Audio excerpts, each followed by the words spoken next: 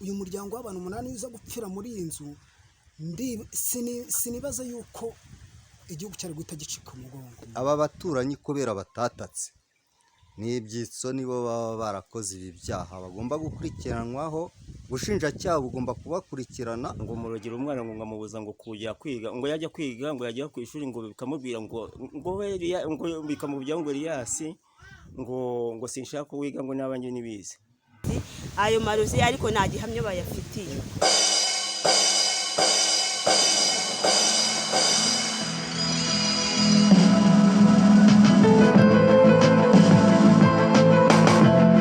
Aha mubona turi ni mu mudugudu wa Gituruka mu kagari ka Kibingo, aho mu murenge wa Gihombo, aho umuturage witwa Nibizigirwa Silas bakunze guhimba Gatete, aho avuga yuko hari abavandimwe be akeka ko aribo baba baramutereye amabuye ku nzu, bakaba barayitobaguye amabati, ndetse bakaba bari bagambiriye ngo kuba bamugirira nabi. Twaje kuganira nawe ndetse tuganira n'abaturage bagiye batandukanye. Uyu muturage mu kiganiro twagiranye avuga yuko aba baturage b'abavandimwe be, baba bashiki be ndetse na barumuna be na bakuru be, baba baramukoreye urugomo bakamutera amabuye ku nzu bashaka kuba bamwica. Twaganiriye rero tumubaza icyaba kibitera, aza kutubwira yuko ngo aba bavandimwe be bavuga yuko yaba ari amarozi, ngo uyu mugabo Nibizigirwa Silas ngo yaba aroga aba barumuna be, akaba aroga n'aba ngaba bene nyina. Aba ngaba rero ngo yaje gukeka ko aribo baba baramutereye amabuye hejuru y'amabati, amabati yarapfumaguritse, ndetse ubwo twagiraga aha ngaha twasanze amabuye arunze mu nzu. Yari ahamaze iminsi igera nko kuri 3 bayakuramo. Ayo twahasanze rero ni amabuye yari ahasigaye. Twagiranye ikiganiro n'uyu mugabo Nibizigirwa Silas ndetse n'abaturage twari twahasanze, tuza no kujya gushaka abo ngabo bakekwa kuba baba baragize uruhare mu gutera amabuye kuri iyi nzu.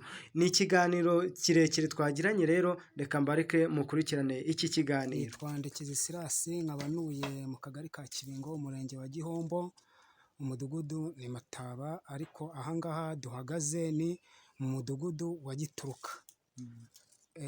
Ibi bintu bikimara kuba byabaye saa 7 z'ijoro, baratabaza abashinzwe umutekano, barahagera mu rwego rwa gisirikari n'abashinzwe umutekano n'inkeragutabara. Bahageze mu gitondo, byabaye ngombwa ngo ko ku munsi wa 3 w'isoko rya Mugonero, komanda arahagera n'abasirikari bamuherekeje, barafotora, barangije badukorera inama. Bamaze kudukorera inama batubwira ko ibi bintu ari ingengabitekerezo. Ubwo byagezeho bakajya babaza buri muntu wese bakamuha ijambo, baza kuvuga yuko ibi bintu bitari bikwiriye kuba muri uru Rwanda. Bavuga yuko atari inzu bashakaga, ahubwo bashakaga abantu bari bayirimo. Bavuga yuko batakagombye gutera inzu amabuye kuko inzu nta cyaha ifite, kuko ibi bintu ni indengakamere. Muri uru Rwanda rwacu ntabwo ibi bintu twabiherukaga. Mu bigaragara harimo umuryango w'abantu 8. Uyu muryango w'abantu 8 uza gupfira muri iyi nzu, sinibaza yuko igihugu cyari guhita gicika umugongo, kuko byari birenze. Umuryango w'abantu 8 bahungiye munsi y'ibikuta by'inzugi kugira ngo amabuye atabageraho. Hari abaturage bamwe bakomeza kwibaza impamvu umuturage ashobora gutaka mu masaha ya nijoro, hanyuma akabura umuntu n'umwe wamuhururira cyangwa se ngo amutabare. Ko uyu mugabo yarenganyijwe,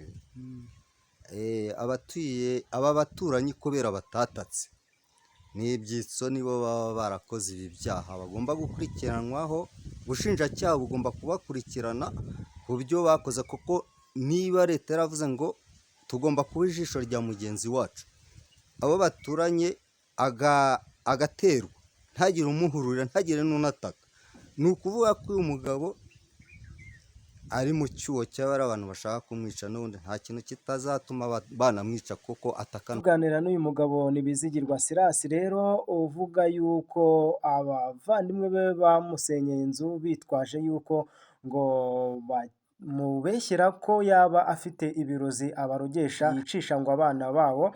Hari ibyo nawe yadutangarije mu kiganiro twagiranye. nitwa Nibizigirwa Elias, akaba bahimba Gatete, akaba ari njye wasenyewe inzu, ndetse mbere na mbere babanje kunkubita.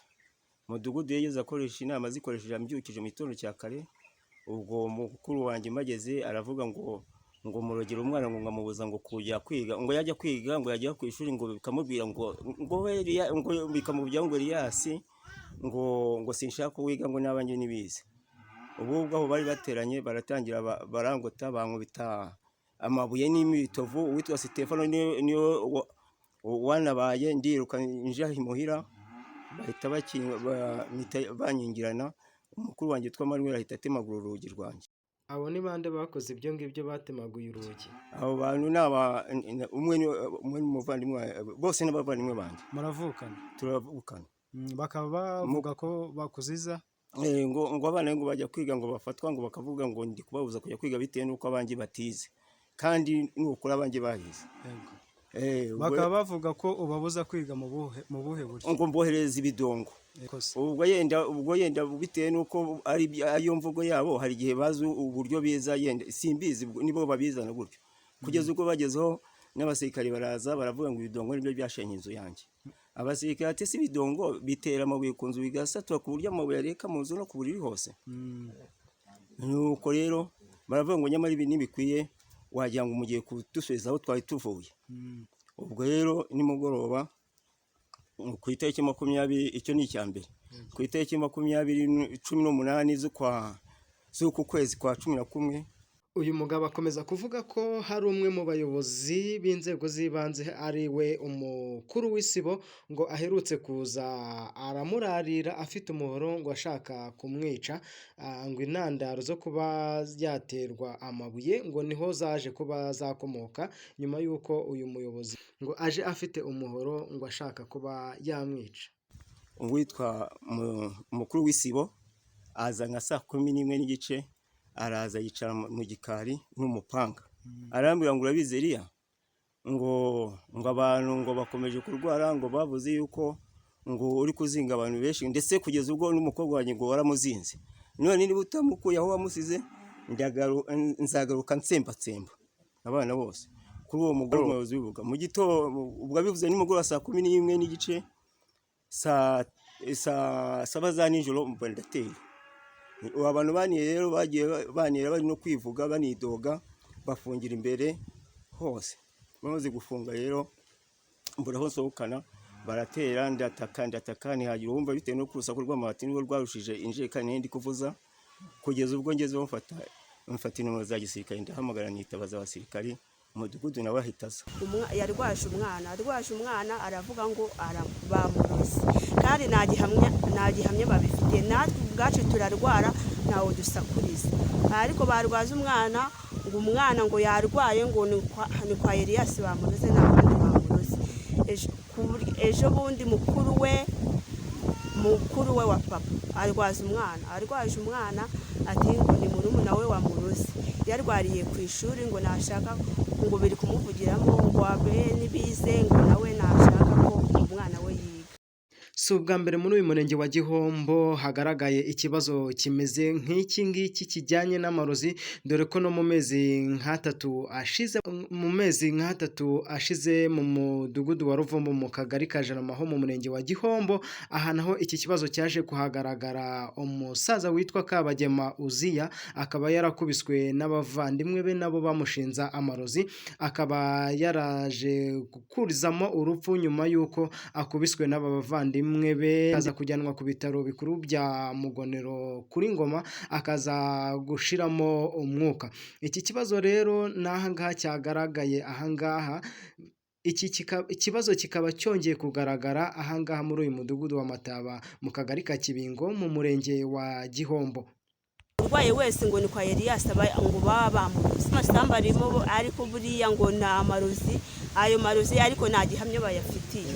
Ukaba wasaba iki inzego z'ubuyobozi? Ikintu nasaba nuko baduha umutekano. Ejo bundi kuri 18 ejo bundi kuri 18 z'uku nguku baduteye ubwo inama yakorewe ku wa mbere kuri 17 mu Mataba ikoreye ku wa mbere baravuga ati ngo bamubuze mu nzira ngo bamwice ngo bamubura mu binyobwa aho bari bamutegeye ngo bamwice ubwo tumubuze ngo tugiye kujya turarira ku muryango iwe ngo agasohotse kagiye kuri tuwarete ngo tukice n'agasohotse kagiye kunyara tukice. Icyakora twagerageje kugira ngo tumenye icyabo bavandimwe akeka ko baba baramutereye amabuye ku nzu icyo babivugaho. Twasanze inzu zikinze bagiye mu mirimo dore ko inzu iri mu irembo ry'iyindi, akaba avuga yuko uyu baturanye ari uwo muvandimwe we ashinza ko ari we waba wamutereye amabuye ku nzu. Gusa twaje kunyarukira no ku rundi rugo ku wundi muvandimwe nawe avuga yuko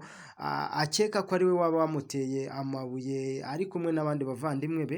Nawe twaje kuhagera dusanga inzu irakinze. Icyakora twagize amahirwe tuvugana nawe ku murongo wa telefone, hari ibyo nawe yadutangarije mu kiganiro twagiranye.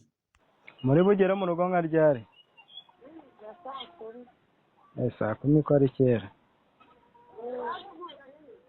Nari ndi hano mu rugo iwanyu. Halo? Nari ndi hano mu rugo iwanyu. Hari ikibazo mwari mwagiranye n'umugabo utuye aha hepfo ngo w'umuvandimwe wanyu. Ubwo icyo kibazo cyaba gihagaze gute? Icyo kibazo ubwo uri mu rugo iwacu? Niho ndi. Icyo kibazo rero natwe twakibonye gutyo. Mwakibonye gute? Tubwire uko wakibonye. Ubwo ni ku kijyanye n'iyo nzu yose? Avuga ko mwamusenyeye inzu. Arabivuga ariko twe ntabwo twagiye kuri senya. No ku wa mbere twagiye kuri RIB yatujyanye. Yego. Ubwo n'ejo niho twari twiriwe kuri RIB. Ubwo rero ikijyanye no gusenya inzu ntabwo mbizi rwose, niyo mwizira ibirebe ntabwo twavuye aho nimba uhari ngo tujye irye twiwe yo kumutera amabuye. None ko avuga ngo ni mwebwe ngo mwayisenye ngo mumushinza yuko ngo abarogera abana? Kuba turogera bwo araturogera kuko gihamyira hari araturogera, ariko iyo si yaba ari n'impamvu twamusenye inzu kuko inzu nta kintu dutwaye rwose muvandimwe, nta kintu nziza dutwaye. Mushingira kuki muvuga ko abarogera? Mukuru we ari we mugabo wanjye. Yego. We nyina ngo yarabahamagaye ngo abibarage kuko nyina yarabigiraga. Noneho umugabo wanjye yabaga muri korali, umugabo wanjye arabyanga. Abyanze rero murumuna we aba ari we ubitora. Murumuna we rero abitoye, nimubaza n'andi makuru aho hose no mu Mataba uwo mugabo naho ageze baramwahahana. Ubwo rero mukuru abyanze murumuna we abitoye atangira kujya nyine abikoresha nyina amaze gusaza. Ubwo rero nuko byaje, n'ubwo twitaye twatangiye kera tuburaniraho guhera 2006, umuryango ukabizamo, ubuyobozi bukabizamo, akagira agahenge. Nuko ubwo hari umwana wacu bita Uwimana Shukuru amuteza ibintu bikamukura mu ishuri rwose pe. Neza mpagararanye na OPG ku ishuri baramamagaye barambwira ngo umwana arafashwe ngo ari kuvuga ngo nyirabanyurwa sinasi uwo ni mabukwe nyina w'abo bagabo ngo yarayamuhuruje ngo none ngahururiye ngo nibizigirwe riya. Umwana wanjye yaramuruje ijoro ryose, bishatse kutubwira ko n'ubundi aranaterekera. Ngo yarayamuruje ijoro ryose ngo nje mururiye ngo nibizigirwe riyasi ngo ndakuniga. Man, abantu bose bari bahari n'umuyobozi twari duhagarariye arumva, ahita yumva arumiwe ahita yurira moto. Icyo nifuza ku buyobozi ni nacyo nabwiye RIB. Yego. Naravuze ribayobozi mugize neza ibi bintu yenda bikazagaruka hagamagazwa inteko y'imidugudu nuko tuzibamo ku kagari.